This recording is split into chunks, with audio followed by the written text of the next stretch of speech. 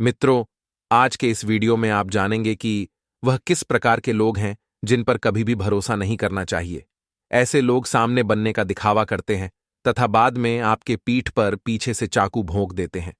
मित्रों, इन लोगों से हमेशा सावधानी बरतना ही समझदारी है। ऐसे लोग कौन से होते हैं? मित्रों, चलो मैं आपको एक कहानी के माध्यम से बताता हूं। मित्रों, एक समय की बात है, किसी गांव के पास महामुनि भरद्वाज का आश्रम हुआ करता था। मुनि भरद्वाज बहुत बड़े ज्ञानी थे। उन्हें लोगों के भूत भविष्य वर्तमान इन सभी का ज्ञान था। एक दिन मुनि भरद्वाज के आश्रम में एक व्यक्ति आता है जो अपने अंतर्मन से बहुत उदास जान पड़ रहा था। जब वह व्यक्ति मुनि भरद्वाज के पास आता है तो उसे उदास देखकर मुनि भरद्वाज जी कहते हैं कि हे पुत्र, तुम बहुत ही उदास जान पड़ते हो। आखिर किन कारणों की वजह से तुम्हारा यह हाल हुआ है? मुझे जान पड़ता है तुम बहुत ही कठोर परिस्थितियों में फंसे हुए हो। तब वह व्यक्ति कहता है, हे महामुनि जी, मैं बड़ा ही अभागा मनुष्य हूं। मेरी स्त्री का समय से पहले ही देहांत हो गया और मैं अपनी पत्नी के वियोग में व्याकुल होता गया। तभी मेरे घर के पड़ोसियों ने कुछ चाल चली और मेरे पास जो भी जमीन थी वह सब कुछ उन लोगों ने हथिया ली और मेरा घर भी मुझसे छीन लिया। उन निर्दयी लोगों को मुझ अभागे पर दया भी ना आई। उन सब में मिलकर मेरा घर भी हथिया लिया और मुझे मेरे ही घर से बेघर कर दिया। इसलिए ही मैं उदास हूं। तब वह महर्षि भरद्वाज कहते हैं, हे पुत्र, यह तो प्रकृति का खेल है। इस प्रकार के लोगों से बचने के लिए सबसे पहले तुम्हें 7 बातों को समझना होगा, अन्यथा हमेशा इसी प्रकार के व्यभिचार में तुम फंसते रहोगे। परंतु मैं तुमको एक कहानी सुनाता हूं। तुम इस कहानी को पूरा सुनना और जो बातें मैं तुमको बताऊंगा उसे तुम अपने जीवन में धारण करना। तब वह व्यक्ति महर्षि भरद्वाज से कहता है कि ठीक है महात्मा जी, आप वह कहानी सुनाइए, मैं उस कहानी को पूरा सुनूंगा। मित्रों, मैं आप सभी के लिए माता लक्ष्मी से प्रार्थना करता हूं कि जो भी मनुष्य इस वीडियो को पूरा देखे और माता लक्ष्मी के नाम का कमेंट इस वीडियो में करे, उसका घर परिवार हमेशा धन दौलत से भरा रहे और उसके घर में शांति हो। मित्रों, इसी आशा के साथ महर्षि भरद्वाज कहानी को सुनाना प्रारंभ करते हैं और कहते हैं कि आज से बहुत समय पहले की बात है। किसी देश में एक राजा हुआ करता था। उस राजा की 6 रानियां भी थीं। उस राजा का राज्य बहुत दूर दूर तक फैला हुआ था। वह राजा बहुत ही दयालु और धार्मिक प्रवृत्ति का था। वह हमेशा अपनी प्रजा को अपना परिवार समझता था और अपनी प्रजा की भलाई के लिए काम करता था। वह अपने राज्य की प्रजा को अपनी संतान की तरह मानता था। उस राजा के राज्य की प्रजा भी अपने राजा को बहुत प्रेम करती थी। उसके राज्य की सीमाएं बहुत दूर दूर तक फैली हुई थीं। राजा के राज्य में प्रजा को किसी प्रकार का कोई भी दुख नहीं था, परंतु उस राजा की कोई संतान नहीं थी। इसी कारण से राजा को हमेशा यही चिंता लगी रहती थी। वह राजा संतान प्राप्ति के लिए एक एक करके वह 6 शादियां कर चुका था, परंतु अभी तक किसी भी रानी से उसे संतान का सुख नहीं मिला था। वह राजा अपने घर में पूजा पाठ करने के साथ साथ अपने राज्य के सभी मंदिरों में जाकर पूजा पाठ और यज्ञ के साथ बहुत ही दान धर्म करता था, परंतु फिर भी उसकी रानियां मां नहीं बन पाईं।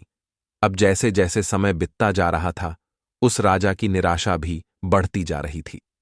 कुछ दिन बाद एक समय ऐसा आया कि वह राजा बहुत ही दुखी हो गया था।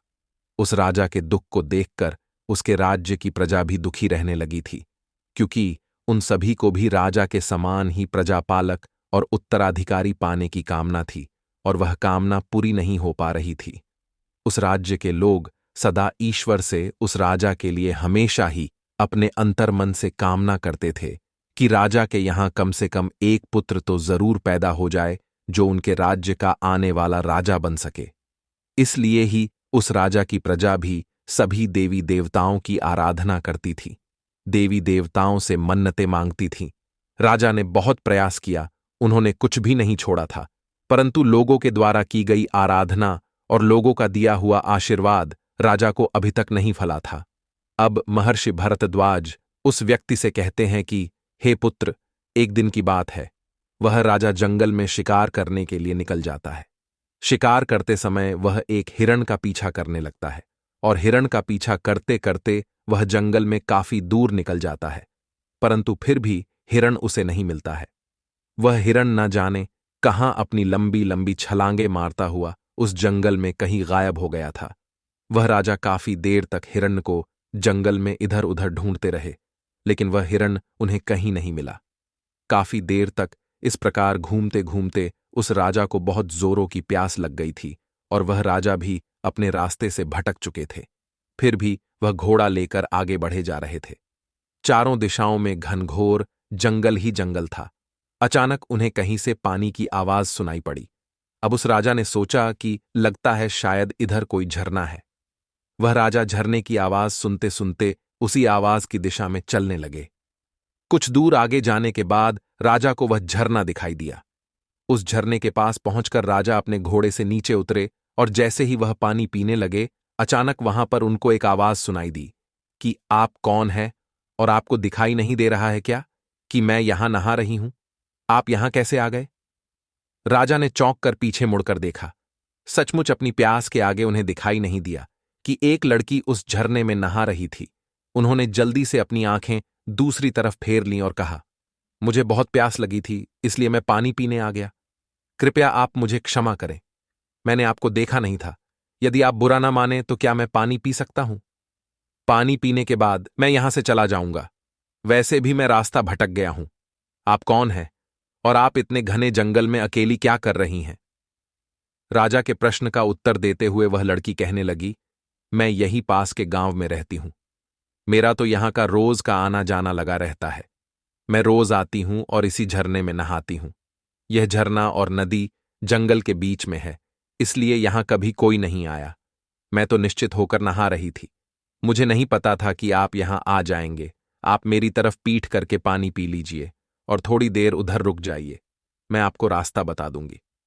राजा पानी पीकर वहां से कुछ दूर जाकर एक पेड़ की छाव में उस लड़की की तरफ पीठ करके खड़ा हो गया। इधर वह लड़की जल्दी जल्दी नहाकर एक चट्टान के पीछे जाकर कपड़े बदलने लगी और कुछ ही देर में वहां से निकलकर राजा के पास आ गई। राजा के पास आकर वह लड़की कहने लगी, आपको और पानी पीना है तो पी लीजिए। राजा ने कहा, नहीं नहीं, पानी तो मैंने पी लिया है। अब तुम मुझे अपना परिचय दो और मेरी मदद करो।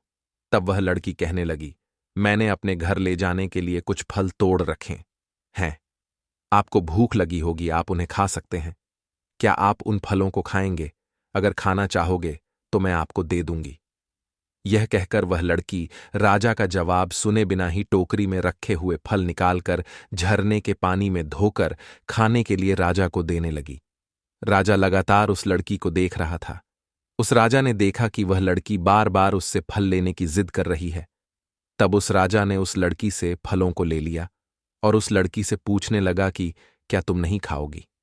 लड़की कहती है, नहीं, आप अतिथि हैं, आप खाइए। अब उस राजा ने लड़की से कहा कि अभी तक आपने अपने बारे में कुछ नहीं बताया है। मैं तुम्हारे बारे में भी जानना चाहता हूं। तब वह लड़की कहती है, मेरा नाम सावित्री है और मैं यही पास के गांव में रहती हूं।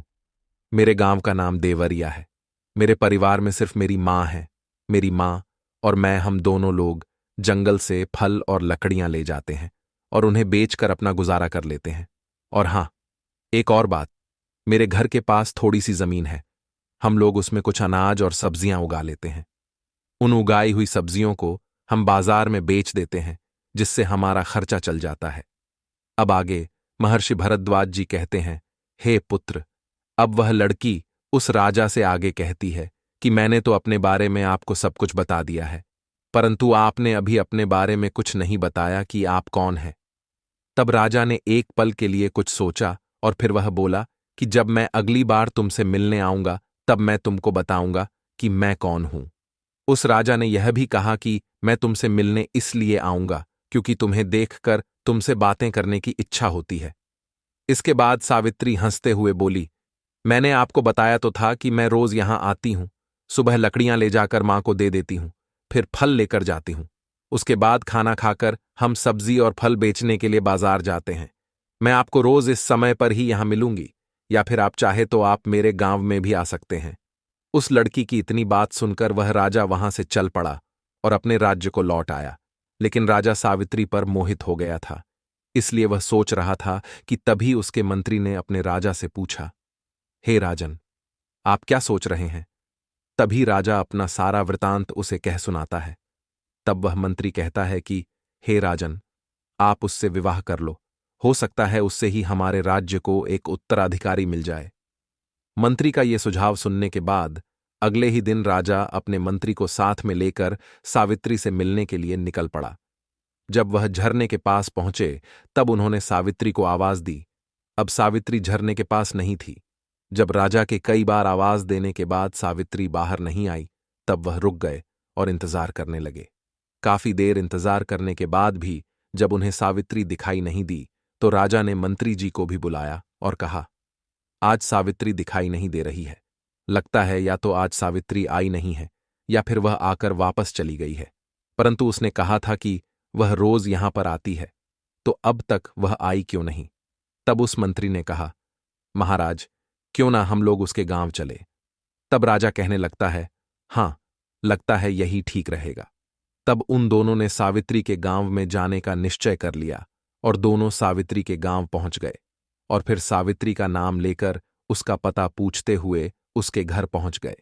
वहां पर पहुंचकर राजा ने देखा तो उसे वहां सावित्री की झोपड़ी के बाहर सावित्री को छोड़कर और कोई भी दिखाई नहीं दिया। सावित्री अपनी झोपड़ी के बाहर चुपचाप बैठी हुई थी।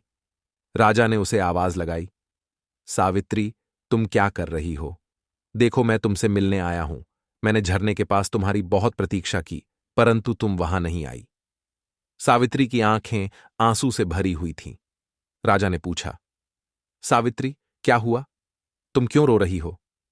अब वहीं दो अजनबियों को घोड़े पर सवार देखकर उनके पास खड़े हुए ग्रामीण में से एक ने कहा, बाबूजी, इसके अपनों में सिर्फ इसकी एक मां ही तो थी और वह भी चल बसी है क्योंकि उसे सर्प ने डस लिया था और उनकी मृत्यु हो गई। अब ये बेचारी अकेली रह गई है। आप ही बताइए कि ऐसे में अब ये बेचारी रोए नहीं तो क्या करें? लेकिन आप लोग कौन हैं? तब मंत्री जी ने राजा का परिचय दिया और मंत्री की बात सुनकर पूरे गांव में खलबली मच गई। सभी ने मिलकर राजा का दिल से स्वागत किया। राजा ने गांव के मुखिया से कहा, मैं सावित्री से विवाह करना चाहता हूं, क्या आप लोगों को कोई आपत्ति है? तब उस गांव के मुखिया जी ने कहा कि नहीं, हमें कोई दिक्कत नहीं है। हमारी बेटी राजरानी बनेगी। हमारे तो भाग्य ही खुल गए हैं। यह गांव अब आपका ससुराल होगा। इससे अधिक हमें और क्या चाहिए?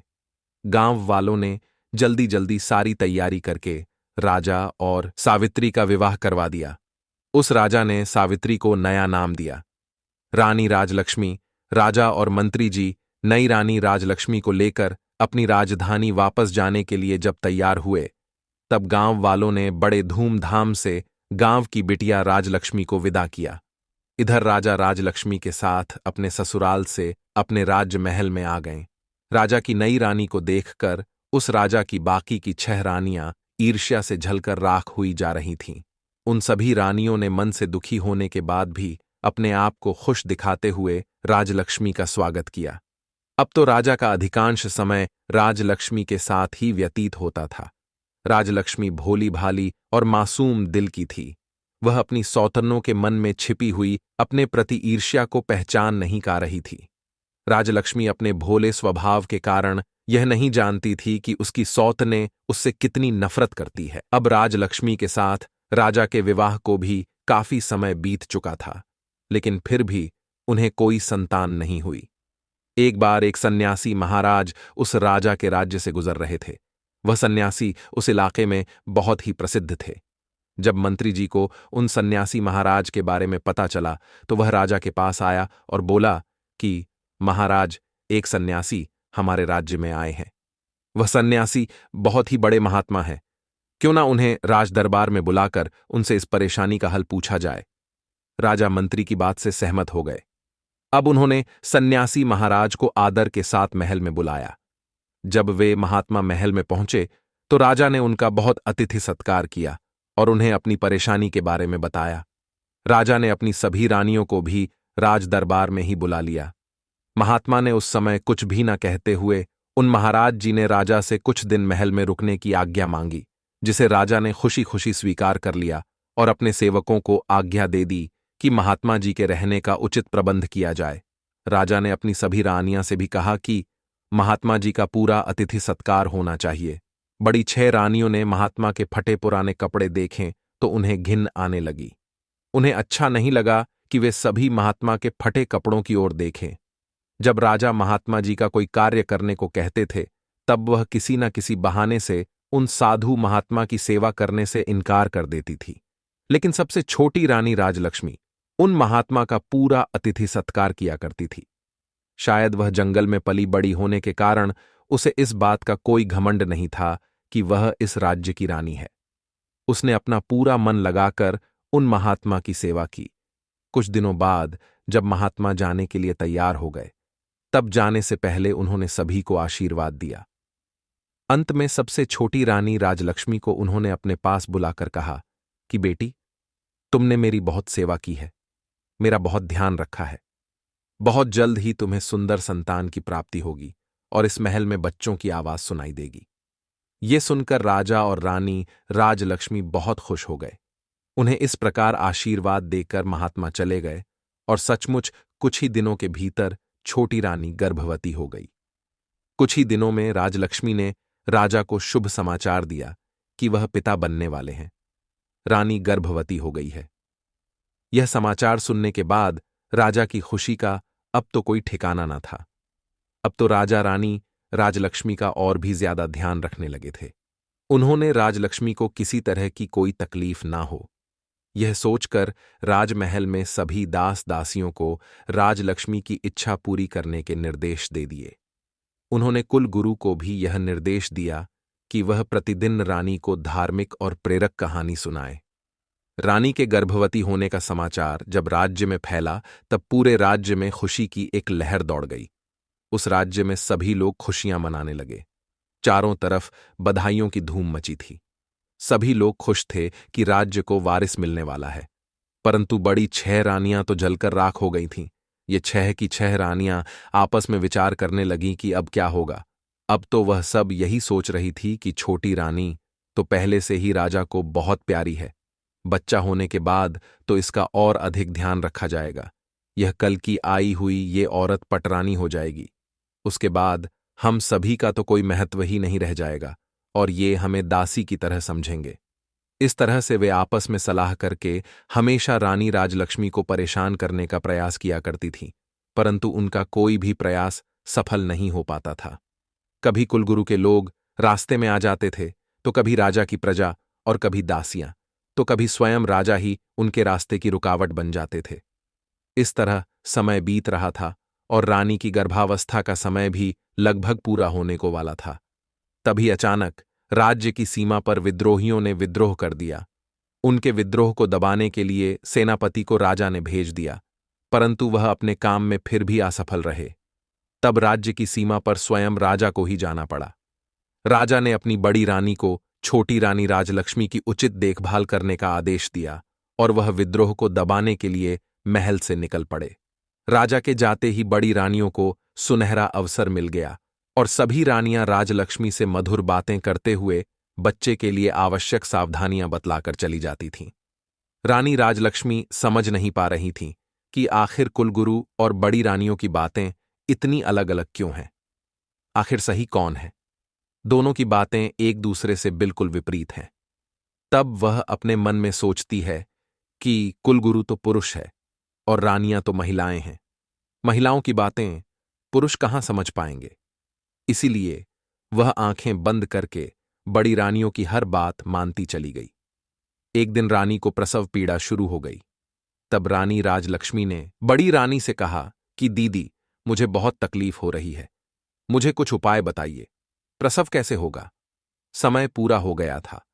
तब बड़ी रानी के मन में बहुत ज्यादा ईर्ष्या हो रही थी। वह सोच रही थी कि अभी से इसका इतना ध्यान रखा जाता है, बच्चे पैदा होने के बाद न जाने कितना ज्यादा इसका ध्यान रखा जाएगा। यह सोचकर बड़ी रानी छटपटा रही थी, लेकिन छोटी रानी को इस प्रकार मदद मांगते देखकर उसके मन में तरह तरह के षड्यंत्र पैदा होने लगे। उसने बहुत मीठे शब्दों में छोटी रानी से कहा कि बहन, तुम चिंता मत करो, मैं कुछ करती हूं, मैं दाई को बुलाती हूं। तब तक तुम ऐसा करो कि देखो, वह सामने कटोरी है, तुम उसमें अपना सर डालकर खड़ी हो जाओ, इससे तुम्हें आराम मिलेगा और प्रसव आराम से हो जाएगा। तब तक दाई भी आ जाएगी। राजलक्ष्मी को ऐसा कहकर बड़ी रानी वहां से चली गई। तब बड़ी रानियों ने अपनी दासियों से कहा कि मेरे राजमहल की दाई को बुला लाओ। जब दाई आई तो उन 6 रानियों ने मिलकर उसे धन देकर और कुछ समझाकर अपने साथ शामिल कर लिया। इधर राजलक्ष्मी इंतजार करने लगी कि अब वह क्या करे। जरूर प्रसव का यही तरीका होगा। वह घड़े में अपना सर डालने लगी तो सर घड़े के अंदर नहीं जा रहा। अब वह जमीन में बैठ गई और दर्द के कारण चिल्लाती रही, लेकिन उसे देखने वाला वहां पर कोई नहीं था। दूसरी तरफ बड़ी रानी और दूसरी रानियों ने अपनी विश्वास पात्र दाई से कहा कि तुम छोटी रानी के कमरे के बाहर जाकर खड़ी रहो और देखती रहो कि वहां कोई दूसरा जाने नहीं पाए। दाई कमरे के बाहर खड़ी हो गई। छोटी रानी राजलक्ष्मी पीड़ा से कह रही थी। भगवान की कृपा से छोटी रानी ने एक एक करके 7 बच्चों को जन्म दिया। रानी राजलक्ष्मी ने 6 लड़के और एक लड़की को जन्म दिया, जिससे रानी राजलक्ष्मी को बहुत ज्यादा पीड़ा हो रही थी, जिससे रानी राजलक्ष्मी बेहोश हो गई। यह देखकर दाई ने जल्दी से अपनी बड़ी रानी को बुलाया और सभी बच्चों को उन्हें दिखाया। बड़ी रानी के साथ सभी छोटी रानियां भी वहां आ चुकी थीं। वह सभी यह देखकर हैरान थी कि छोटी रानी ने एक साथ 7 बच्चों को जन्म दिया है और सभी बच्चे बिल्कुल स्वस्थ और तंदुरुस्त हैं। उन्होंने उस दाई से कहा कि तुम जल्दी से जाओ और कुछ ईंट पत्थर के टुकड़ों को लेकर आओ। अब दाई जल्दी से ईंट पत्थर के टुकड़ों को लेकर आ गई। उसके बाद बड़ी रानी ने दाई से कहा कि तुम यहां से इन सभी बच्चों को ले जाओ और जंगल में ले जाकर इन्हें मार के जमीन के नीचे दफन कर देना। हमने जो तुम्हें सोना चांदी और सिक्के देने का वादा किया है वह बहुत जल्दी ही तुम्हें मिल जाएंगे। दाई बहुत खुश हो गई और वह सभी बच्चों को लेकर वहां से चली गई। उसके जाने के बाद सभी रानियों ने मिलकर वहां से बच्चों के होने के सारे निशान साफ कर दिए। बच्चों के स्थान पर उन्होंने ईंट पत्थर के टुकड़े वहां रख दिए। साथ ही उस घड़े को तोड़कर उसके टुकड़े भी वहां पर छोड़ दिए और इसके बाद सभी रानियां अपने कमरे में आ गईं। थोड़ी देर बाद वहीं दाई वापस उनके पास पहुंच गई। तब बड़ी रानी ने उससे पूछा, क्या हुआ? क्या इन्होंने उन्हें मारकर जमीन में दबा दिया है कि नहीं? तब दाई ने कहा, जी, मैंने उन्हें मार के दफना दिया है। दाई की इस बात को सुनने के बाद सभी रानियां बहुत खुश हुईं और उन्होंने दाई को इनाम के रूप में बहुत सारे सोने चांदी के सिक्के देकर उस दाई को विदा किया। इस प्रकार अपना सारा काम पूरा करने के बाद सभी रानियां छोटी रानी राजलक्ष्मी के पास आईं और उसके ऊपर पानी के छींटे मारकर छोटी रानी को होश में लाई। रानी राज लक्ष्मी के होश में आने के बाद रानी राज लक्ष्मी बहुत कमजोर महसूस कर रही थी। उसने बड़ी रानियों से पूछा कि मेरे बच्चे कहाँ हैं और मुझे लड़का हुआ है या लड़की? तब उन रानियों ने पत्थरों की ओर इशारा करते हुए कहा कि यह देखो, तुमने इन पत्थरों को जन्म दिया है। छोटी रानी राजलक्ष्मी ये सुनकर आश्चर्यचकित थी कि ऐसा कैसे हो सकता है कि मैंने ईंट और पत्थरों को जन्म दिया है। छोटी रानी के पास ईंट और पत्थर के टुकड़े पड़े हुए थे। उसने रोते हुए कहा कि ईंट और पत्थर, ऐसा कैसे हो सकता है? नहीं, यह नहीं हो सकता। बच्चा तो जरूर हुआ होगा। बड़ी रानियों ने कहा, तो क्या हमने उसे कहीं छुपा दिया है? यही तो है जिसे तुमने जन्म दिया है। तब उन रानियों ने पत्थर के टुकड़ों को एक थैली में भर दिया। अब उन्हें राजा के आने की प्रतीक्षा थी। छोटी रानी बहुत ही आश्चर्यचकित और परेशान थी। वह समझ नहीं पा रही थी कि ऐसा कैसे हो सकता है कि मैंने पत्थरों को जन्म दिया है। कुछ समय बाद राजा भी युद्ध जीतकर अपने नगर को वापस आ गए।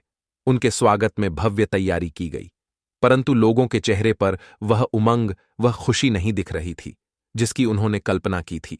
उनको बड़ा आश्चर्य हुआ। राजा अब राजभवन में आए तो पटरानी सहित सभी रानियों ने उनका स्वागत किया। छोटी रानी राजलक्ष्मी का चेहरा उदास था, परंतु दूसरी रानियां बहुत खुश दिखाई दे रही थीं। राजमहल में ऐसा माहौल देखकर राजा को बहुत आश्चर्य हुआ। छोटी रानी का उदास मुख देखकर उन्होंने पूछा, रानी राजलक्ष्मी, क्या बात है? आप दुखी नजर आ रही हैं। इस पर छोटी रानी राजलक्ष्मी के कुछ भी कहने से पहले ही बड़ी रानी ने जवाब दिया कि महाराज, वह दुखी कैसे नहीं रहे? इसका भेद जो खुल गया है। रानी की बात को सुनकर उस राजा को कुछ समझ नहीं आया, तो उसने बड़ी रानी से पूछा, आपके कहने का मतलब क्या है? परंतु राजलक्ष्मी को प्रसव हुआ कि नहीं? तब बड़ी रानी ने झूठ मूठ दुख का दिखावा करते हुए कहा, महाराज, आप तो चले गए थे, लेकिन हमें तो बहुत बड़े धोखे में रखा गया। रानी राजलक्ष्मी ने ईंट पत्थर को जन्म दिया है और ईंट पत्थर इन्हीं के कमरे में रखे हुए हैं। आप जाकर स्वयं देख लीजिए। पटरानी राजा को रानी राजलक्ष्मी के कक्ष में लेकर गई और उन्हें ईंट और पत्थरों के टुकड़ों को दिखाया। राजा ईंट और पत्थरों के टुकड़ों को देखकर आश्चर्यचकित थे। उन्होंने कहा, यह कैसे हो सकता है? मानव गर्भ से यह ईंट और पत्थर कैसे पैदा हो सकते हैं? बड़ी रानी कहने लगी, महाराज, वहीं तो हम भी कह रहे हैं कि इसने हमारे साथ गर्भवती होने का नाटक किया था। हम भी तो उम्मीद लगाए बैठे थे कि हमें राज्य का वारिस मिलेगा, इसके साथ ही हमें भी तो माता होने का सौभाग्य प्राप्त होगा, परंतु ऐसा कुछ भी नहीं हुआ। बड़ी रानी के इस प्रकार कहने पर राजा को उसकी बातें ठीक लगीं। राजा को भी लगा कि रानी ने सभी को धोखा दिया है। अब राजा ने क्रोध से भरकर रानी राजलक्ष्मी की ओर पलट गए और पूछा, बताइए रानी, आपने हमें इतना बड़ा धोखा क्यों दिया? हमें छलने की आपकी हिम्मत कैसे हुई? यदि आप ऐसा ना करती तो हम इसे विधि का विधान मानकर संतोष कर लेते कि हमारे भाग्य में संतान सुख है ही नहीं। लेकिन आपने तो हमें हमारे जीवन की सबसे बड़ी आशा दिखाकर हमारी आशा पर पानी फेर दिया। हम तो आपके मासूम चेहरे पर मोहित होकर आपको अपनी रानी बनाकर लेकर आए थे। हमने आपको इतना प्यार और सम्मान दिया, परंतु आप उस सम्मान के योग्य नहीं हैं। आपने हमें धोखा देने से पहले हमारे बारे में एक बार भी नहीं सोचा। हमें आपसे ऐसी उम्मीद बिल्कुल भी नहीं थी। लेकिन आपने जो छल हमारे साथ किया है, उसका दंड तो हम आपको तो अवश्य देंगे। आज से आप हमारी रानी नहीं बल्कि महल की नौकरानी होगी। जाइए, हमारे सामने से अभी चली जाइए, वरना क्रोध में मैं ना जाने क्या कर बैठूं। राजा के ऐसे शब्द सुनकर छोटी रानी बहुत दुखी हुई, लेकिन वह कुछ नहीं कर सकती थी। वह उस कक्षा से बाहर चली गई और एक तरफ बैठकर रोने लगी। इस घटना के बाद तो राजमहल में छोटी रानी का जीवन बहुत मुश्किल से होकर गुजरने लगा था। सभी रानियां राजलक्ष्मी के साथ बहुत गंदा व्यवहार करती थीं। महल की नौकरानियों से भी अधिक उससे काम लिया जाता था। उनको महल की सफाई के काम में लगा दिया गया। रानी राजलक्ष्मी बहुत दुखी हो गई और उस कारण उसके दिन बड़े ही दुख के साथ गुजर रहे थे। रानियों की क्रूरता दिन के साथ बढ़ती ही जा रही थी, पर वह सब कुछ सहने के अलावा क्या कर सकती थी? उनके पास कोई ऐसा सबूत नहीं था जिससे वह अपनी गर्भावस्था को प्रमाणित कर पाती। वह जानती थी कि वह सच में गर्भवती थी। उन्हें यह आश्चर्य होता था कि उनके बच्चों का क्या हुआ। कई बार उनके मन में इच्छा होती थी कि वह राजमहल को छोड़कर अपने गांव चली जाए और अपनी पुरानी दिनचर्या आरंभ करें। अब उसे अपनी पुरानी जिंदगी की बहुत याद आती थी, परंतु वह यह सोचकर अपना विचार बदल देती कि उसके रानी बनने पर उसके गांव वाले कितने खुश थे। अब वह जाकर किस मुंह से अपने दुर्भाग्य की कथा उन्हें कहे।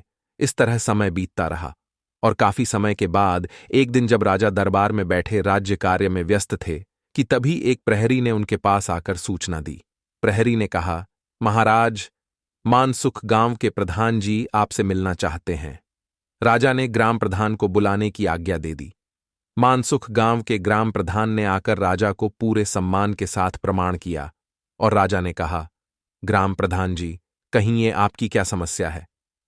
तब ग्राम प्रधान कहने लगा कि महाराज, आपके शासन में किसी को कोई समस्या नहीं है। आपके राज्य में और हमारे गांव में सभी राज्य खुशी है। आज मैं यहां आपके पास एक आश्चर्यजनक और चमत्कारी घटना के बारे में बताने के लिए आया हूं, जिसके बारे में जानकर हम सब गांव वालों की तरह आप भी बहुत ही हैरान हो जाएंगे। महाराज, मुझे लगा कि आपको इसके बारे में पता होना चाहिए, इसलिए मैं यहां चला आया। तब वह राजा कहने लगे, प्रधान जी, ऐसी कौन सी चमत्कारपूर्ण घटना हुई है, हमें बताइए। तब वह प्रधान कहने लगे, महाराज, हमारा गांव जंगल के पास में है। वहां बहुत से पेड़ पौधे हैं, लेकिन पिछले कुछ समय से हम वहां एक स्थान पर एक चंपा के फूल और कई बांस के पौधों को देख रहे हैं। ये पौधे अपने आप उगाए हैं। इन पौधों को किसी ने भी नहीं लगाया है। शुरू में तो हम में से किसी ने भी उन पर विशेष ध्यान नहीं दिया, परंतु अब हम उनके बारे में जानने के लिए मजबूर हो चुके हैं। महाराज, उन ऊंचे बांस के पौधों के बीच में चंपा का पौधा ऐसा लगता है जैसे बांस के पौधों के द्वारा घेरा डालकर चंपा के पौधे की सुरक्षा की गई हो। उन्हें देखकर ऐसा लगता है कि जैसे वह बांस के पौधे खास तौर पर उस चंपा के पौधे की सुरक्षा के लिए ही लगाए हों। परंतु महाराज, यह भी एक सत्य बात है कि उन पौधों को हमारे गांव के किसी भी व्यक्ति ने नहीं लगाया है। ये सभी पौधे एक साथ अपने आप ही उगाए हैं। महाराज, इससे भी बड़ी आश्चर्य की बात यह है कि यह चंपा का पौधा फूलों से लदा हुआ है, परंतु किसी के भी तोड़ने से इसका फूल टूटता ही नहीं। चंपा के पौधे से जो फूल नीचे गिरते हैं, हम उन्हें उठा लेते हैं। महाराज, यदि कोई व्यक्ति फूल तोड़ने के लिए अपने हाथ आगे बढ़ाता है तो चंपा के सारे फूल आकाश की तरफ को काफी ऊंचे हो जाते हैं। महाराज, इतना ही नहीं, उनमें से मानव के बोलने की आवाज भी आती है। चंपा और बांस के सभी पौधे आपस में मानव की आवाज में बातें करते हैं। अब वह महामुनि भरद्वाज उस व्यक्ति से कहते हैं कि हे पुत्र, ग्राम प्रधान की यह सभी बातें सुनकर राजा आश्चर्यचकित हो गए। राजा के साथ साथ सभी दरबारी भी हैरान थे। राजा ने कहा कि ऐसा कैसे हो सकता है? ठीक है ग्राम प्रधान जी, आप हमें यह बताइए कि वह पौधे बातें करते हुए क्या कहते हैं। तब ग्राम प्रधान कहने लगे, महाराज, जब कोई भी व्यक्ति फूलों को तोड़ने के लिए चंपा के पौधे की ओर अगर कोई अपना हाथ बढ़ता है तो चंपा के पौधे से आवाज अच्छी आती है कि बांस भैया, ये इस गांव के ग्रामीण फूल तोड़ने आए हैं, इन्हें फूल देना है या मैं लघु आकाश। इसके बाद उन बांस के पौधों में से आवाज आती है, ना बहन लग जा आकाश। इसके बाद चंपा की डालियां इतनी ऊंची हो जाती है कि कोई भी इंसान उन तक नहीं पहुंच पाता। लंबे डंडे से भी चंपा के फूलों तक पहुंचना संभव नहीं होता है, परंतु प्रतिदिन सुबह के समय चंपा के फूल जमीन पर बिखरे मिलते हैं, जो कि बहुत ही सुगंधित होते हैं। वह ग्राम प्रधान कहता है कि महाराज, आश्चर्य की बात तो यह है कि सभी ग्रामीणों ने फूलों तोड़ने की बहुत कोशिश की, परंतु आज तक एक भी फूल अपने हाथों से तोड़ नहीं पाए। यहां तक कई गांव के ग्रामीण ने भी बहुत प्रयास किया, परंतु कोई भी व्यक्ति एक भी फूल नहीं तोड़ पाया। सभी असफल रहे। अब तो सभी लोगों ने उस चंपा के पौधे को आकाश चंपा के पौधे के नाम से बुलाना शुरू कर दिया है। राजा ने ग्राम प्रधान की यह सभी बातें सुनने के बाद हैरान होकर मंत्री को आदेश दिया, मंत्री जी, आप खुद जाकर देखिए वह किस प्रकार के पौधे हैं और इसके बारे में हमें पूरी जानकारी दीजिए। मंत्री जी ने कहा, मैं स्वयं जाकर देखता हूं। मंत्री जी उसी समय ग्राम प्रधान को लेकर दरवाजे से बाहर निकल गए। राजा और सारे दरबारी आश्चर्य में पड़े। ये सब सुन और देख रहे थे। वह समझ नहीं पा रहे थे कि आखिर सच्चाई क्या है।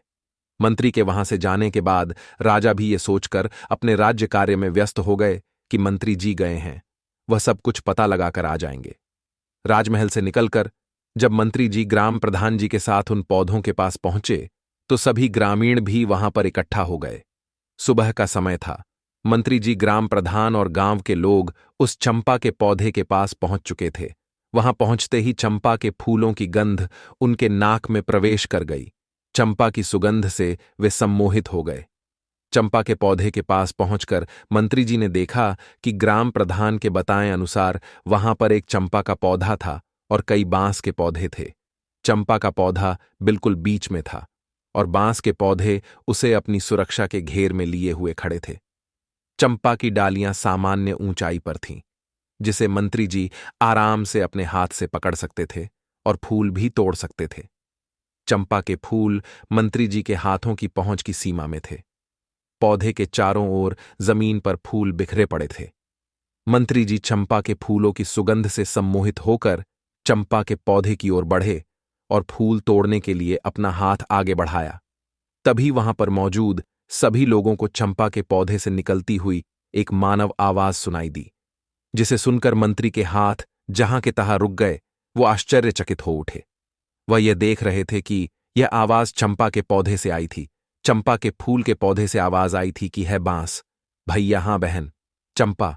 यह आवाज बांस में से आई थी। उसके बाद चंपा के पौधे से आवाज आई, हमारे मंत्री जी फूल तोड़ने आए हैं क्या? मैं टूटू या लग जाऊं आकाश? वह आवाज सभी को स्पष्ट सुनाई दे रही थी। सभी बड़े आश्चर्य के साथ उस बांस के पौधों की ओर देख रहे थे। तभी उन बांस के पौधों में से एक साथ आवाज आई, जो बिल्कुल साफ सुनाई दे रही थी। ऐसा लग रहा था जैसे 5-6 लोग एक साथ बोल रहे हों। इन आवाजों को सुनकर मंत्री जी आश्चर्यचकित हो गए। ऐसा लग रहा था जैसे उनके हाथों के साथ साथ उनका दिमाग भी सुन्न हो गया हो। और वह सभी बांस कह रहे थे, ना बहन चंपा लग जा आकाश। ये वही मंत्री जी है जिन पर हमारी मां की जिम्मेदारी थी, लेकिन इन्होंने अपनी जिम्मेदारी पूरी नहीं की। इसलिए इनके सामने झुकना नहीं, एक भी फूल का स्पर्श इन्हें नहीं करने देना। इसलिए बहन चंपा लग्जा आकाश, और अचानक से चंपा की सभी डालियां इतनी ऊंची हो गई कि अब मंत्री जी को किसी भी तरह से उसके एक भी फूल को नहीं तोड़ सकते थे। मंत्री जी ने चंपा के फूल तोड़ने का बहुत प्रयास किया, लेकिन बहुत कोशिश करने के बाद भी वह एक फूल भी नहीं तोड़ सके। उन बांस के पौधों में से अब जो आवाज आ रही थी, वे मंत्री जी से कह रही थीं कि जाइए मंत्री जी, आप अपने राज कार्य का संचालन कीजिए। आप किसी इंसान की जिम्मेदारी लेने के योग्य नहीं हैं। मंत्री जी, आप अपनी जिम्मेदारी पूरी तरह से निभाते नहीं हैं। आपने एक बार भी यह देखने की कोशिश नहीं की हमारी महारानी राजलक्ष्मी गर्भावस्था के अंतिम समय में कैसे है और उनका प्रसव कैसी होगा। ऐसे कठिन समय में उन्हें कौन कौन सी समस्या हो सकती है। इसलिए अब आप यहां से जाइए। हमारी दृष्टि में आपने अपराध किया है। उन बांस की बातों को सुनकर मंत्री जी आश्चर्यचकित थे। एक ओर तो उन्हें इस बात का आश्चर्य हो रहा था कि यह पौधे मनुष्य की आवाज में बात कैसे कर रहे हैं, वहीं दूसरी ओर वह यह सोचकर भी हैरान थे कि वह सचमुच रानी राजलक्ष्मी को दिन में केवल एक बार देखकर आ जाते थे। यह बात सच तो थी, लेकिन उन्हें यह समझ नहीं आ रहा था कि यह बात इन पौधों को कैसे पता चली, और वह आत्मग्लानि से भर उठे, क्योंकि उन्हें गर्भावस्था के अंतिम समय में रानी की देखभाल तथा प्रसव अपनी निगरानी में करवाना चाहिए था। अब उन्हें यह महसूस हो रहा था कि सही में उन्होंने अपनी जिम्मेदारी सही ढंग से पूरी नहीं की है। परंतु यह बात इन पौधों को कैसे पता है? तब उन्होंने पौधों से पूछा कि आप ही हमें बताइए, हमसे क्या गलती हुई है और हमारे द्वारा हुई उस गलती का क्या प्रायश्चित हो सकता है जिससे हमारी भूल सुधारी जा सके। परंतु उसके बाद उन पौधों में से कोई आवाज नहीं आई। मंत्री जी पौधों से बात करने का बार बार प्रयास करते रहे। उन्होंने पौधों से कई प्रकार के प्रश्न पूछे, लेकिन उन्हें पौधों की तरफ से कोई उत्तर नहीं मिला, और ना ही अब पौधों की तरफ से कोई भी आवाज आ रही थी। लेकिन चंपा की डालियां अभी भी ऊंचाई पर थीं, इसलिए मंत्री जी बहुत परेशान थे। मंत्री जी को उनके प्रश्नों के उत्तर नहीं मिले थे।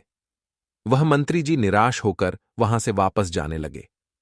वहां से लौटने से पहले उन्होंने गांव वालों से कहा, मैं इस बात को महाराज से अवश्य कहूंगा, और मुझे पूरा विश्वास है कि मेरी बात सुनने के बाद महाराज इस बात का पता लगाने के लिए यहां अवश्य आएंगे। इसके बाद मंत्री जी वहां से अपनी राजधानी वापस आ गए। राजमहल वापस आकर उन्होंने महाराज को सारी बातें बताई और कहा कि महाराज, मुझे लगता है कि राजमहल में कुछ षड्यंत्र तो अवश्य हुआ है। अब मुझे तो अपने ऊपर ग्लानि हो रही है। मुझे ऐसा लग रहा है कि जैसे मैं राजलक्ष्मी की देखभाल पूरी तरह से नहीं कर पाया। आज मुझे उन पौधों की बात सुनकर ऐसा लग रहा है कि कुछ ऐसा हुआ है जो हम लोग नहीं जानते, परंतु उन पौधों को इसके बारे में सब कुछ पता है। मैंने अपनी तरफ से उन पौधों से सब कुछ जानने की पूरी कोशिश की, लेकिन उन्होंने मुझे कुछ नहीं बताया। महाराज, मेरा आपसे अनुरोध है कि आप एक बार अवश्य वहां चले और स्वयं देखें। हो सकता है वह चंपा का पौधा आपको सारी बातें बता ही दे। अब वह महामुनि भरद्वाज जी कहते हैं कि हे पुत्र, मंत्री की पूरी बात ध्यानपूर्वक सुनकर राजा ने कहा, ठीक है, हम स्वयं चलेंगे और अपने साथ अपनी रानियों को भी लेकर चलेंगे। हम सारे लोग वहां चलकर देखेंगे। परंतु वह राजा राजलक्ष्मी को नहीं ले जाना चाहता था। अब उन मंत्री जी को कुछ समझ नहीं आ रहा था कि अब वह क्या करें। उन्होंने फिर से कोशिश करते हुए महाराज से कहा कि महाराज, यदि आप राजलक्ष्मी की सूरत नहीं देखना चाहते तो ना देखें, लेकिन उन्हें अपने साथ अवश्य लेकर चले, क्योंकि महाराज, मुझे लगता है राजमहल में कुछ षड्यंत्र तो अवश्य हुआ है और उसका पता हमें नहीं चल पाया है।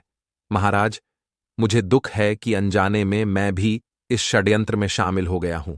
इसलिए तो चंपा और बांस ने मुझे जिम्मेदारी नहीं निभाने वाला इंसान कहा। हे महाराज, आप मेरी इतनी सी बात को मानकर मुझ पर उपकार कीजिए।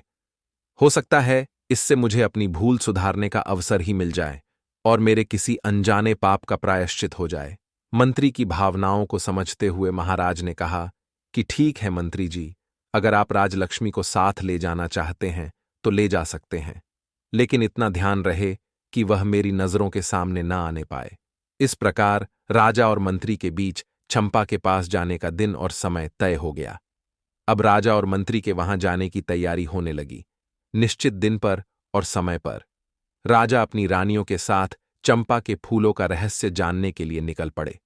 आगे रथ में स्वयं राजा, उनकी पटरानी तथा पीछे 5 रानियों की पालकी थी।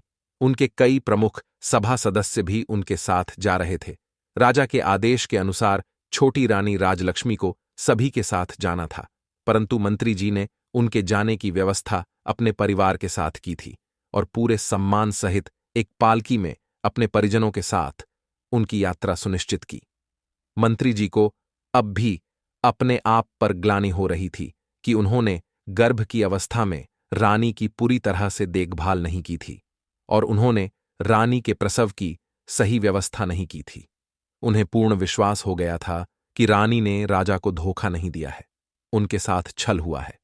राजा की सवारी अब गांव की तरफ चल दी और गांव के पास आकर एक वन में रुक गए। गांव के बाहर गांव की सीमा पर पड़ाव डाला गया। गांव के ग्रामीण राज परिवार के स्वागत में जुट गए। अगले दिन प्रातःकाल ये काफिला चंपा के पौधे के पास जा पहुंचा और सभी लोग उनके चारों ओर घेरा डालकर बैठ गए। आज भी चंपा के फूल जमीन पर बिखरे हुए थे और उनमें से निकल रही मनमोहक सुगंधित हवा पूरे वातावरण को सुगंधित कर रही थी। चंपा की सुगंध से वहां उपस्थित सभी लोग प्रफुल्लित हो रहे थे। अब राजा भी उस चंपा के पौधे का रहस्य को जानने के लिए बेताब थे। सभी 6 रानियां राजा के पास खड़ी थीं, परंतु सिर्फ छोटी रानी राजलक्ष्मी उनके पास न खड़ी होकर मंत्री जी की पत्नी के साथ खड़ी थी। तभी एक रानी ने महाराज से कहा, महाराज, यदि आपकी आज्ञा हो तो मैं कुछ फूलों को तोड़कर ले लूं। राजा ने कहा, हां रानी साहिबा, क्यों नहीं, आप अवश्य फूल तोड़िए। तभी दूसरी रानी ने कहा, महाराज, मेरी भी फूल तोड़ने की बहुत इच्छा हो रही है। इनकी सुगंध इतनी अच्छी है कि मैं अपने आप को रोकने में असमर्थ हूं। आप आदेश दें तो मैं भी कुछ फूल तोड़ लाऊं। तभी महाराज ने सभी को आज्ञा दे दी। जब दोनों रानियां फूलों के पास गईं और उन्होंने चंपा के फूलों को तोड़ने के लिए अपना हाथ आगे बढ़ाया, तभी चंपा के फूलों से आवाज आई, रानी, आप रुकिए, आप हमारी आज्ञा के बिना इस तरह हमारे फूल नहीं तोड़ सकती। आवाज को सुनते ही रानी के हाथ जहां थे वहीं रुक गए। आसपास बैठे सभी लोग भी इस आवाज को सुनकर डर गए। तभी चंपा के पौधे से आवाज आई। चंपा के पौधे ने बांस के पौधे से पूछा कि बांस भैया, हमारी सौतेली मां हमारे फूल तोड़ने आई है, मैं टूटू या लघु आकाश। तब बांस के पौधे में से आवाज आई, बहन चंपा, लग जा आकाश, यह तो तुम्हें छूने के योग्य भी नहीं है। क्या तुम्हें याद नहीं कि इन्होंने हमारी मां के साथ कैसा अत्याचार किया है?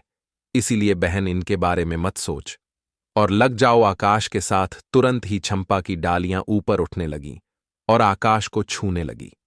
निराश होकर महारानी वापस आकर अपने स्थान पर खड़ी हो गई।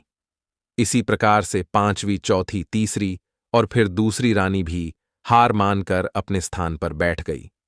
इसके बाद आई सबसे बड़ी रानी। उन्होंने अपने हाथ पौधे की ओर बढ़ाने से पहले ही कहा कि सभी सुने, मैं इस राज्य की महारानी और महाराजा की पटरानी हूं। इस राज्य में जो कुछ भी है उन सब का उपयोग सबसे पहले या तो मैं करती हूं या वह मेरी अनुमति से किसी और को प्राप्त हो सकता है। इसलिए चंपा अपनी डाली को नीचे झुका और मुझे फूल तोड़ लेने दें।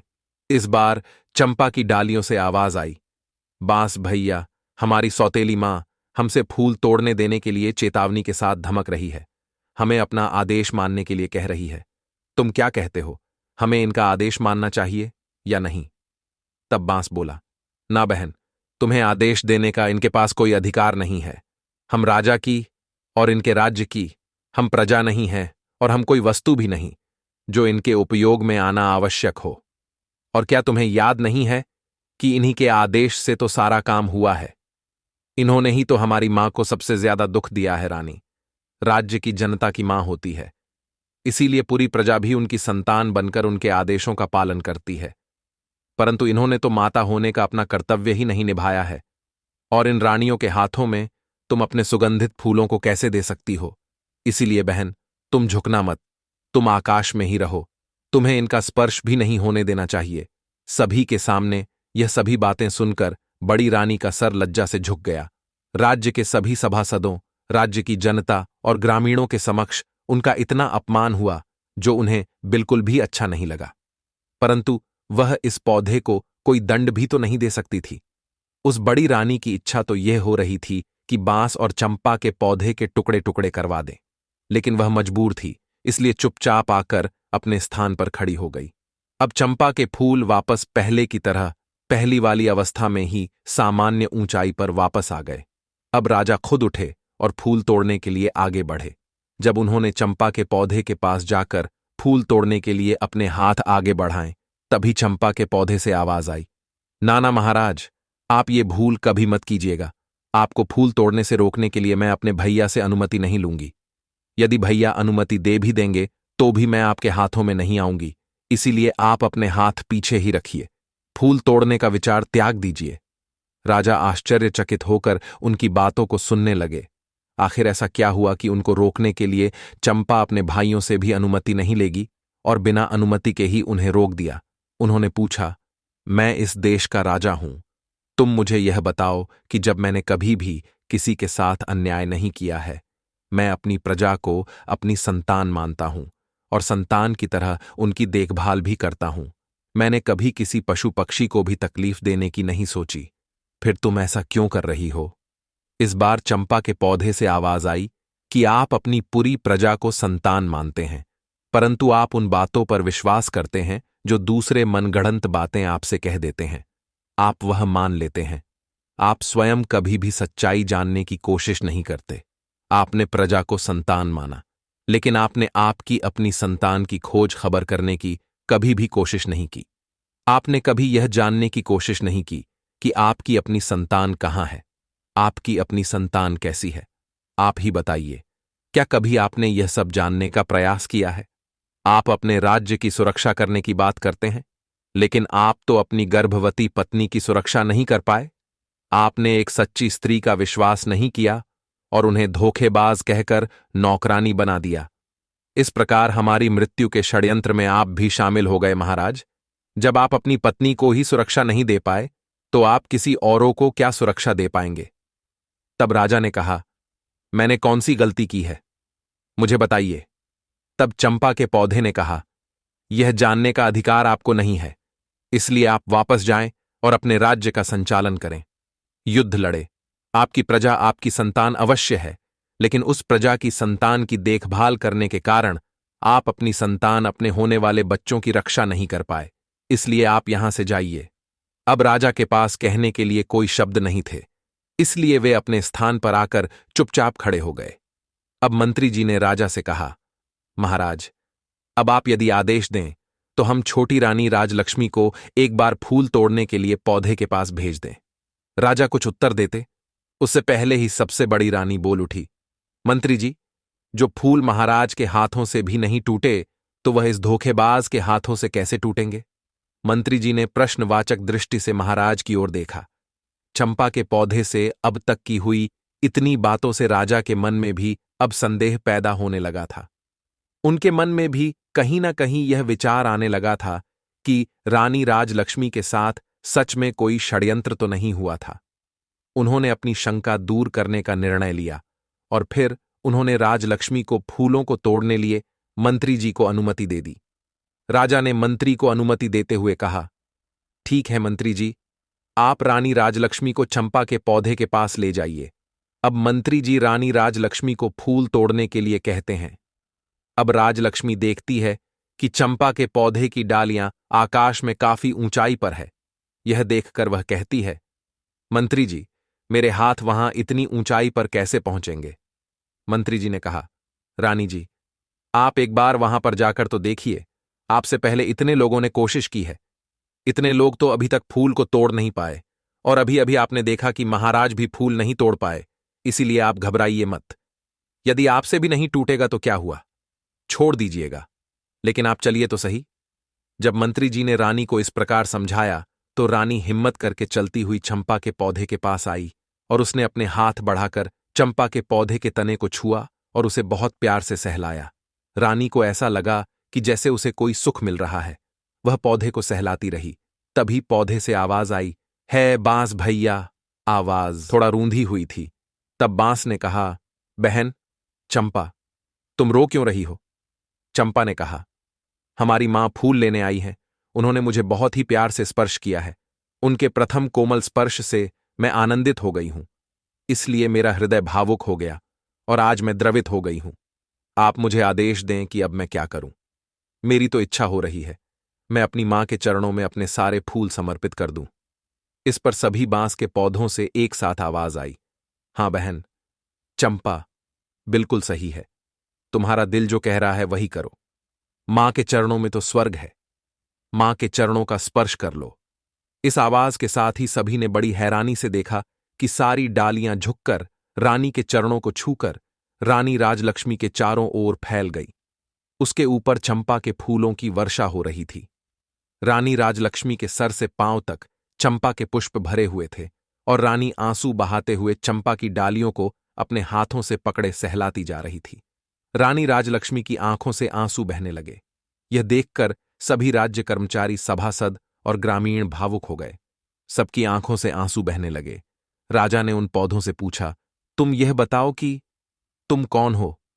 तुम देखो, नर हो या किसी अन्य लोक के प्राणी हो, तुमने किसी को भी अपने फूलों को छूने भी नहीं दिया, परंतु अब छोटी रानी की बाहों में तुम अपने पुष्प वर्षा कर रही हो। इसका क्या मतलब है?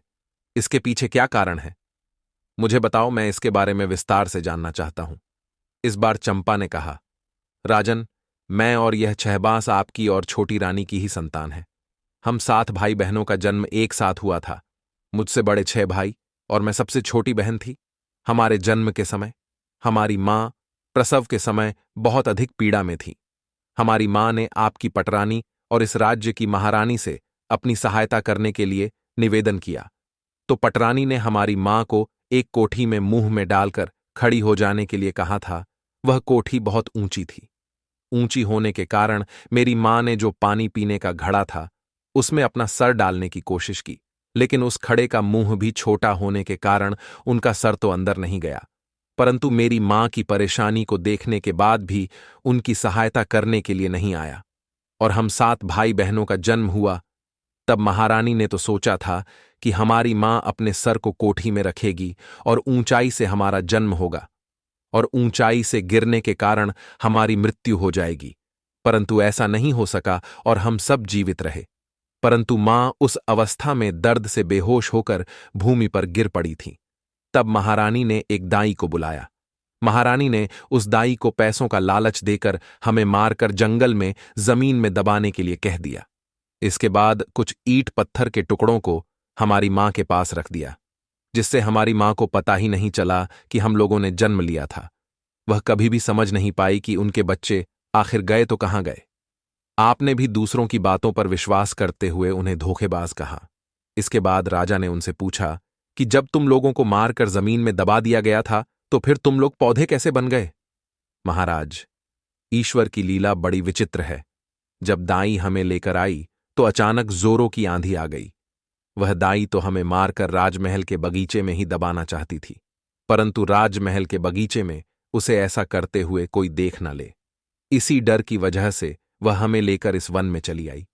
यहां आने पर जब वह कुदाल से मिट्टी खोद रही थी, तभी आकाश मार्ग से परियों की रानी अपनी सखियों के साथ वन भ्रमण के लिए आ रही थी। जब उनकी दृष्टि हम पर पड़ी तो उन्होंने हमें उठा लिया और दाई ने महल में जाकर उसने महारानी से झूठ बोल दिया कि उसने हमें मारकर जमीन के अंदर दबा दिया है, क्योंकि उसे डर था कि सच्चाई जानकर महारानी उसे मरवा देंगी। दाई के वहां से जाने के बाद परियों की रानी ने मेरे 6 भाइयों को बांस में बदल दिया और मुझे चंपा के फूल का पौधा बना दिया और मेरे भाइयों को बांस बना दिया। उनकी कृपा से हमें सभी बातें याद हैं और हम सभी को पहचान कर उनके अनुसार अपना व्यवहार कर पा रहे हैं और मानव की आवाज में बोल पा रहे हैं। तब राजा कहने लगा, तो क्या तुम लोग अपने असली रूप में नहीं आ सकते? तब चंपा कहने लगी, महाराज, हम अपने असली रूप में आ सकते हैं अगर हमारी मां सभी पेड़ों से एक एक पत्ती ले और मेरे पौधे से एक पत्ती ले। फिर इन सभी 7 पत्तियों को एक गोले में रखकर परियों की रानी का नाम लेकर प्रार्थना करेगी और कहें, हे परी रानी, मेरे बच्चे मुझे वापस कर दो, तो हम सभी पुनः अपने असली रूप में आ जाएंगे। उसकी बात सुनते ही रानी राजलक्ष्मी ने बांस और चंपा के पौधों से एक एक पत्ती ली और उन्हें गोले में सजाया और स्वयं उनके समक्ष बैठ गई और हाथ जोड़कर पूरी श्रद्धा के साथ बोली, हे परी रानी, मैं पूरी जिंदगी आपकी सेवा करूंगी, आपकी पूजा करूंगी, फिर भी आपके उपकार का मैं प्रतिकार नहीं कर पाऊंगी। आपने मेरे ऊपर इतना बड़ा उपकार किया है, आपने इतने दिन मेरे बच्चों को संभाल कर रखा। अब कृपया इन्हें मेरे आंचल में डाल दो मां, परी रानी, मुझे मेरे बच्चों से मिला दो। तभी वहां से बांस के पौधे और चंपा का पौधा विलुप्त हो गए और लगभग 5 वर्ष की एक बालिका से और 5 वर्ष के 6 बालक और वहां पर उपस्थित हो गए, जिसे देखकर रानी और राजा ने आगे बढ़कर अपने सभी बच्चों को अपनी बाहों में समेट लिया। रानी राजलक्ष्मी की तो हिचकियां ही बंद नहीं हो रही थी, वह तो रोए जा रही थी। राजा भी बच्चों को अपने सीने लगाकर अपनी आंखों से वर्षा किया जा रहे थे। गांव की जनता, सभासद, सभी रानियां बिल्कुल मौन होकर यह दृश्य देख रहे थे। कुछ देर के बाद जब राजा भावुकपन से बाहर आए, तब उन्होंने वहीं पर अपना दरबार लगा दिया और उन्होंने आदेश दिया कि सभी 6 रानियां रानी बनने के योग्य नहीं हैं, इसलिए आज से और अभी से मैं इनका परित्याग करता हूं। छोटी रानी राजलक्ष्मी को इतने दिन जो कष्ट सहन करने पड़े, उसके लिए मैं उनसे क्षमा मांगता हूं और उन्हें अपनी पटरानी बनाता हूं, और राजकुमारी की हत्या के षड्यंत्र की रचना के लिए दोषी मानते हुए मैं बड़ी रानी को मृत्युदंड देता हूं। महाराज ने अपने महामंत्री से कहा, मंत्री जी, मेरे आदेश का तुरंत पालन किया जाए। रानी राजलक्ष्मी, जो अब तक अपने बच्चों को अपनी बाहों में समेटे अपने सीने से लगाए हुई बैठी आंसू बहा रही थीं, उन्होंने अचानक से अपना सर उठाया और कहा, महाराज, आज मेरे लिए प्रसन्नता का बहुत बड़ा दिन है, क्योंकि आज मेरे बच्चे मुझे वापस मिल गए। आज के इस प्रसन्नता भरे दिन पर मैं किसी के लिए कालिमा का दिन नहीं लाना चाहती। इसीलिए आपसे मेरा एक अनुरोध है। आप मेरा यह अनुरोध स्वीकार कर लीजिए कि बड़ी रानियों को मृत्युदंड ना दें, अन्यथा इनका दोष हमारे बच्चों, हमारे राज्य और राज्य की जनता पर हमेशा के लिए ग्रहण की तरह छाया रहेगा। इसलिए महाराज, इन सबको क्षमा कर दीजिए। राजा ने कहा, रानी, आपका दिल बहुत विशाल है, परंतु मैं सबको क्षमा तो नहीं कर सकता हूं, इसलिए इन्हें क्षमादान तो नहीं दिया जा सकता, परंतु आपके अनुरोध पर इनका दंड कुछ कम करके आजीवन कारावास में बदल सकता हूं। जब तक ये जिंदा रहेगी, कारावास में रहेगी। इस कारावास में इन्हें एक समय का भोजन मिलेगा, परंतु कारावास के बाहर ये एक पल के लिए भी निकल नहीं पाएंगी। यही इनका दंड होगा। इसके बाद राजा और रानी राजलक्ष्मी ने सभी ग्रामीणों को अपनी तरफ से कई उपहार दिए और सभी मंत्रियों और दास दासियों के साथ राजधानी लौट आए। आते समय दृश्य बदल चुका था। राजा के साथ रथ में रानी राजलक्ष्मी बच्चे घोड़े पर सवार थे और 6 रानियां बंदी की अवस्था में सैनिकों के बीच चलती हुई पैदल राजमहल की ओर जा रही थीं। राजमहल पहुंचने पर उन्हें कारागृह में डाल दिया गया। राजा रानी राजलक्ष्मी के साथ और अपने बच्चों के साथ में सुखपूर्वक अपने राज्य की जनता का पालन करते हुए अपना जीवन बिताने लगे। रानी राजलक्ष्मी के दिन जैसे पहले थे, वह बदल गए थे। भगवान की कृपा से राज्य के सभी लोगों के जीवन में भी खुशियां आ गईं। भगवान अच्छे के साथ हमेशा अच्छा करते हैं और बुरे का परिणाम बड़ा ही भयानक होता है। इस कहानी से हमें यह सीख मिलती है कि हमें किसी पर भरोसा नहीं करना चाहिए, चाहे वह कितना भी सगा क्यों ना हो। अब महर्षि भरद्वाज उस युवक से कहते हैं, हे पुत्र, अब मैं तुम्हें उन 7 लोगों के बारे में बताता हूं जिनसे हमेशा सतर्क रहना चाहिए। इन 7 लोगों से हमेशा दूरी बनाकर ही रखनी चाहिए, अन्यथा यह मित्र होते हुए भी प्रतिघात कर देते हैं। पहला, जो मनुष्य अपना काम बनने के लिए तुम्हारा इस्तेमाल करेंगे और तुम्हें बीच मझधार में छोड़कर चले जाएंगे, ऐसे इंसानों से मित्रता कभी न रखें, क्योंकि समय आने पर ऐसे इंसान पीछे से चाकू भोग देते हैं। दूसरे इंसान वह इंसान होते हैं जो सिर्फ कम पड़ने पर ही याद करते हैं। ऐसे लोगों से हमेशा दूर रहना चाहिए। तीसरा, जो मनुष्य आपसे मीठी मीठी बात करें, उससे तुरंत ही दूरी बना लेनी चाहिए, क्योंकि ऐसा मनुष्य समय आने पर आपके विपरीत खड़ा हो जाता है और विपरीत पक्ष में मिलकर वह तुम पर ही हावी हो जाता है। चौथा, जो मनुष्य स्वयं संकट आने पर तुम्हें याद करता है और यदि तुम्हें संकट आए तो वह उस संकट पर खड़ा नहीं होता है, तो ऐसे मनुष्य से हमेशा दूर ही रहना चाहिए। ऐसा मनुष्य सिर्फ अपने आप को ही देखता है, उसे दुनिया से मतलब नहीं होता है। मतलब के समय पर ही वह केवल तुम्हें याद करता है, तो उसका तत्काल त्याग कर देना चाहिए। 5वां, यदि आपके परिवार में आपके भाइयों में आपस में लड़ाई हो तो किसी तीसरे मनुष्य को बीच में बोलने नहीं देना चाहिए। इससे घर में फूट पड़ जाती है और वह मनुष्य मजे उड़ाता है। तो ऐसे मनुष्य को अपने घर के मामलों में दखल देने से हमेशा दूर रखना चाहिए। 6, किसी भी मनुष्य के लिए अपने आप को न्यौछावर नहीं करना चाहिए। इससे मनुष्य की अहमियत का पतन होता है और वह मनुष्य आपकी अहमियत का ही फायदा उठाता है और बाद में वही तुम्हें छोड़ देता है। तो ऐसे मनुष्य से भी दूर रहना चाहिए। 7वां, एक मनुष्य को हमेशा लालची मनुष्य से दूर रहना चाहिए, क्योंकि वह लालच के वश में आकर किसी भी हद तक गिर सकता है। हे पुत्र, यही तुम्हारे साथ भी हुआ है, तुम्हारे साथ भी छल किया गया है। अब महर्षि भरद्वाज की बातें उस युवक के समझ में आ गई थीं। तब वह युवक महर्षि भरद्वाज को प्रणाम करता है और वहां से चला जाता है। मित्रों, आपको यह कहानी कैसी लगी? हमें कमेंट करके अवश्य बताइएगा और कमेंट में जय मां लक्ष्मी का कमेंट अवश्य करना। साथ ही जो लोग अभी हमारे चैनल पर नए हैं वह हमारे चैनल को भी सब्सक्राइब कर ले। मित्रों, आप सभी का वीडियो को यहां तक देखने के लिए दिल से धन्यवाद।